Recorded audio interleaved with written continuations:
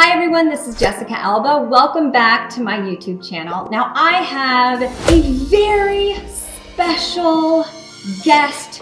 She is not only one of the coolest people I've ever talked to in my entire life or listened to, but she is an incredible thinker. Like, I love her brain. I love how she brings things together. Diana Martinez. All right, so I fell in love with you during one of your podcasts that you produced, that you created. You are a doctor in film studies. You are an artistic director of an amazing nonprofit. Why don't you just tell everyone all of your things, because you are all the things. Okay, so thank you. I am the host and creator and producer of Hollywood in Color, which is a podcast about the history of people of color in Hollywood. I'm also the artistic director of Film Streams, which is an art house nonprofit organization in Omaha, Nebraska. We own 2 movie theaters. And then we also have a podcast related to Film Streams called Backrow Center, which is me and a couple of my coworkers talking about all things movies. And we're friends, so it's a good time. Awesome. And you've also been a professor as well. And I think what's so interesting is you bring all of your knowledge coming from the perspective of a Latina. We are often left out of a lot of history books and conversations as it relates to America, where we were both raised, but also entertainment, man, and media. So that's why we are talking. Let's get into our skincare. We are going to be doing a everyday self-care moment.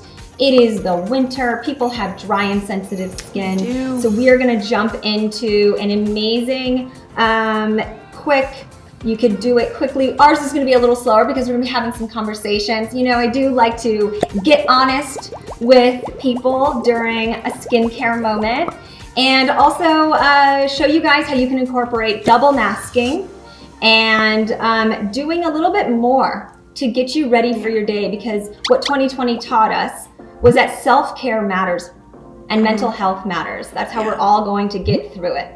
All right, let's do this. Let's start with putting on our hair wrap. Now, this is so cute. It's like a bandana style. It's great because I actually use these in the summer when I'm trying to just like do a little more with my hair, you know? And I'm like by the pool or at the beach or something. But it's great just for like skincare, to like pull the hair back. And you can kind of tie it up however you want. You can't really go wrong. You could also make it go the other way. Cute. It's already working. Right? It's already cute. So we are gonna be doing a quick cleanse, a little self-care mask, and then part 2 is us getting glam. This is I would say elevated skincare. Okay, so let's get in. So let's start with the Calm On Foaming Cleanser. Now, what's great about this is it has a calming phytoblend with amino acids. And so if you just like mix it together, you can put a little water. But it's really gentle, but it really does work and remove any kind of impurities on your skin that you may want to remove. Dirt, oil, excess oil, makeup. But especially during the winter, people get very sensitive skin, dry skin. Yeah, their skin barrier is compromised, so it's nice to have this eczema approved line, which is why we're using this. And then if you go in, do you have either like washcloths or little like these guys? I have those little guys. So if you douse them in water and they fluff up,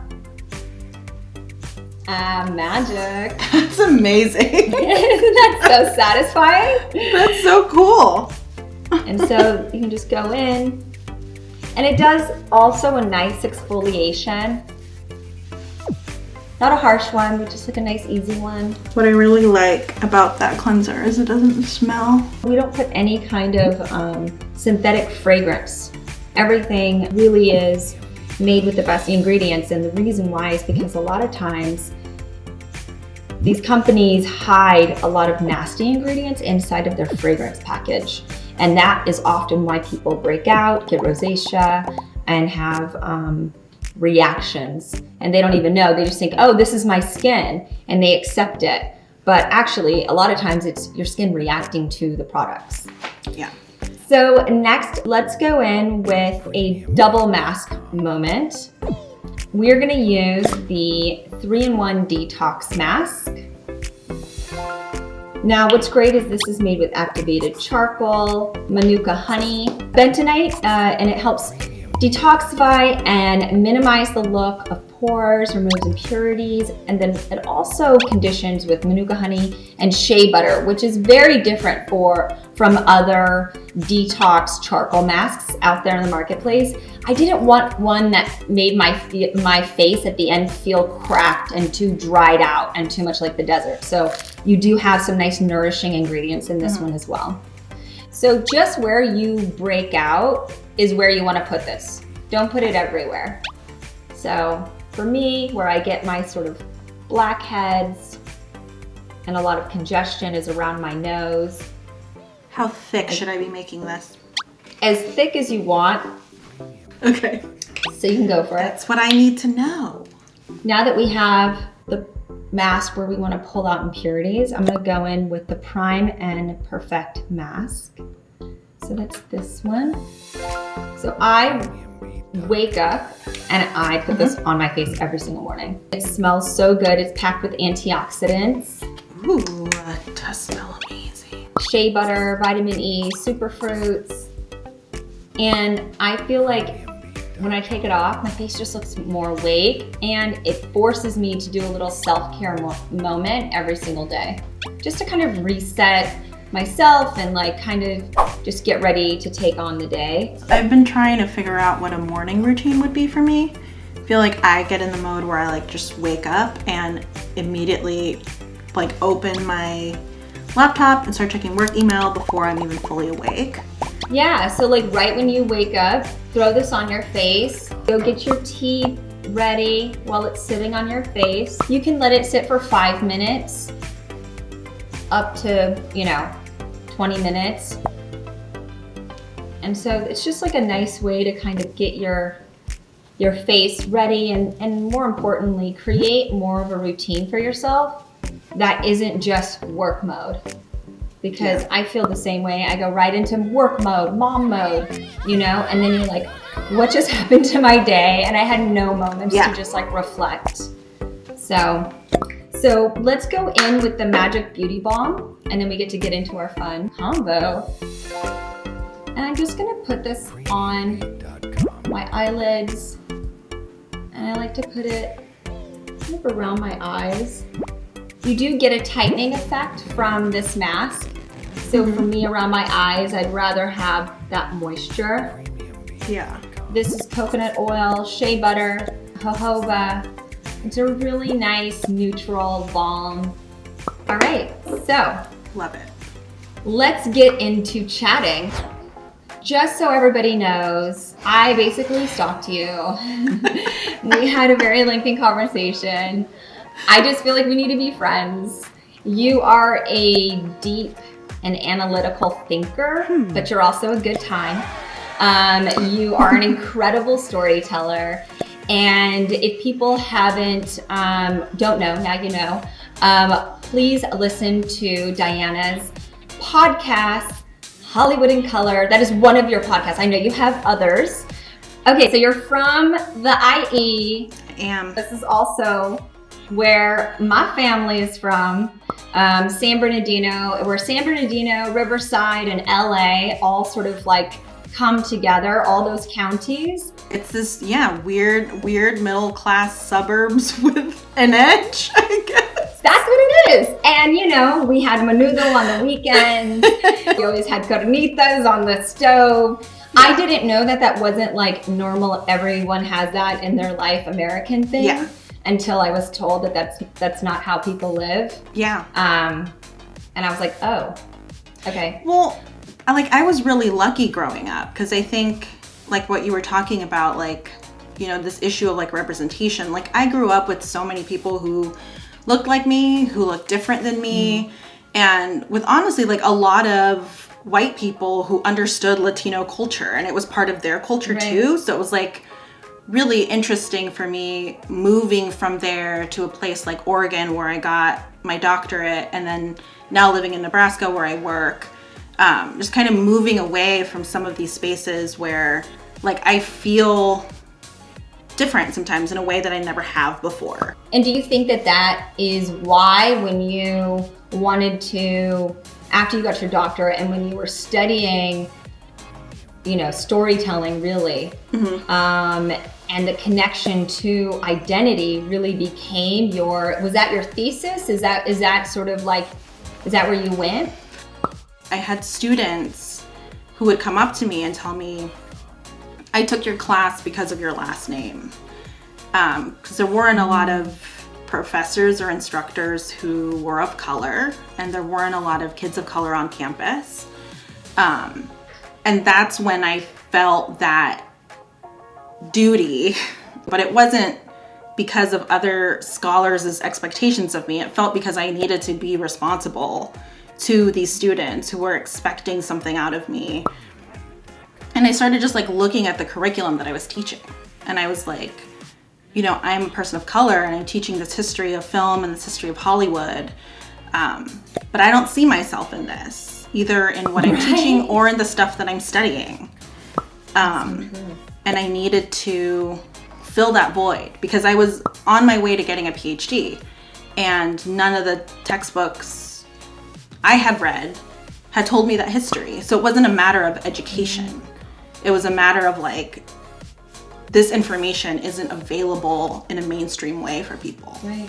The way that you even articulate, like it's a duty for you to study people that are us, right? Yeah. That are Latino. But for me, it feels like it's, you probably for the first time really understood the power of your platform. And I think that, I know it's like the little nuance, but I would say that like, it takes it from, because I really do feel the positive aspect of what you do, and it does feel powerful, you know? Not only are you affecting the identity and the minds and the hearts of your students, but on a global scale, your podcast is available for everyone to listen to and to be enlightened and to be seen and heard, and their stories to be told from the perspective of an other, right? What the mainstream white media has always told anyone else, unless you are fitting into that bucket of what that ideal is. So I would say it's power, not a duty, girl. Thank you. So let's take the mask off.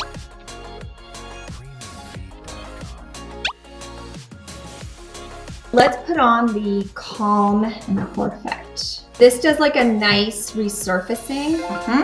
It's hypoallergenic, it's a calming phyto blend, has marine derived amino acids. What's different about this line is for a lot of people that have really sensitive skin and get eczema, rosacea, especially in the winter. And what's nice is this is active, it resurfaces, and so it actually is doing something. It is still safe for very sensitive skin. So next I'm gonna go in with the hydrogel cream. It's really nice because it's like a luxurious cream, but it's over 70% water. So I like to really just layer it on in the winter. So while we're putting this on, my grandparents, even though they were born in the United States, grew up in a time where they were treated like second, third class citizens. When I was listening to Hollywood in Color, and my grandparents were both part of this theater group. It was like a dinner theater group in Claremont. They were, you know, acting and singing, and everyone in the family was part of it my whole life. But yet this balance of my mom, who's white, who grew up with my dad's family because her family passed away, when she was young. So we're gonna go in with the Bright Eyes. Okay. She definitely had a sense of entitlement that was different because she moved through the world very differently. And she always told me, you deserve to be anyone. And my dad actually reinforced a lot of that. My mom and dad encouraged me to just, if you have that work ethic, you can achieve anything you want. And my dad was actually a very, very vocal feminist and was really adamant on me never feeling different or feeling less than because I was a girl, or feeling like I didn't deserve the same achievements or success or anything. And so I thought that was like, as a foundation, really probably why I chose to be an actress at such a young age and even have the audacity to like think I can start a company. But I learned a lot about my family history and identity through the Hollywood in Color. So one of the narratives that I think is really interesting in like all of these stars, whether they're Latina or whether they're Black or Asian Americans, it's like this imperative to like look whiter. Did you ever feel pressured to do that, or were you ever told like you should be more blonde, your hair should be lighter? I kind of felt like when I was coming up in Hollywood, whatever I needed to do for the character, I did it. For Sue Storm, for example, I knew I could go blonde because my mom is blonde. And for some reason in my mind, and she had dyed my hair so many times when I was a kid, on and off. And so I was like, and the character's blonde, I can just go blonde and whatever. And that just was right for the character because that was her hair color. Now, looking back at it, I would say that the contacts were definitely, I'd rethink that choice. Although it is the reason why my husband and I are together, because he took Polaroids of those contacts, and that's how we first started talking to each other. Thank you so much for watching this episode of Getting Honest. This is part 1. This feels like a cliffhanger. This feels like we're not quite finished. It's because we aren't quite finished. Part 2 is us getting glam. It's going to be an everyday look that anybody can use, no matter your skin color. If you want to just do a little cute glam moment, you are on those virtual meetings, virtual cocktails with your friends, FaceTime, friends and family, whatever it is. This is a quick and easy glam that you will love. And so head over to part 2. All right, make sure you like, subscribe, comment down below what other kind of videos. Come up with some other cool stuff that Diana and I can do together, because she has a mad cool setup and we can do more of this. All right, peace, hearts.